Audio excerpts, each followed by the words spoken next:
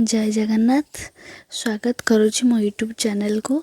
आज मु आपण मानक पई मंजा बरा नहीं आसी जोटा कि के भल पाती खाइबा पे तो एमिति करदेले पिला माने भी बहुत भल पाइबे खाइबा पे।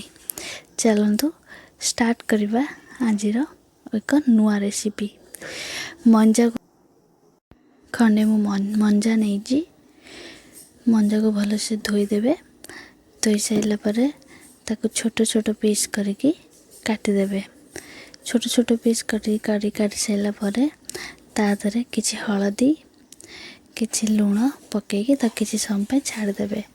5-10 मिनिट गले ताको भल से चकुटी की ताको धोई देबे।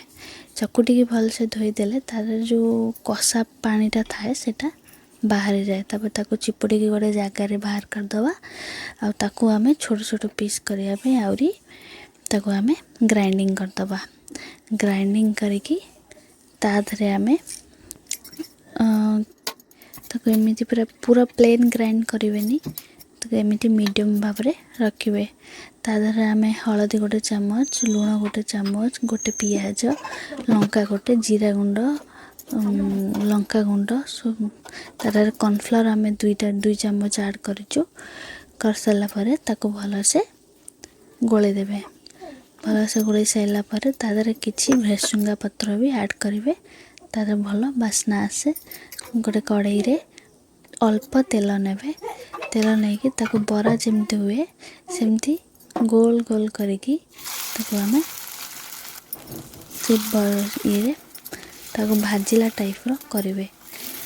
अल्प तेल रे बहुत भल से हो जिवो। हमको छाणीबा को पड़िबनी। एमती करी गोटे गोटे करके मु ताको कली ताको भल से गोल्डन ब्राउन हला पर्यंत एमती भाजिली। भाजी साइला परे बेसी नहीं 2-3 मिनिट रे हमरो से रेडी हो जिवो। रेडी हो साला परे गोटे प्लेट रे हमें काढ़ी दवा। टिके ठंडा हो साला परे तो केते सुंदर हेची। बाहर जेमती क्रिप्सी देखा जाउची भीतर सेमती सॉफ्ट पूरा। आपन को गोटे भांगी की मु देखौची देखंतु बाहर केते क्रिप्सी आ भीतर केते सॉफ्ट। खाइबा को बहुत भल लागिवो। ट्राई थरे करिवे आ कमेंट बॉक्स रे जणैबे निश्चित। रहिली जय जगन्नाथ। देखा आउ एक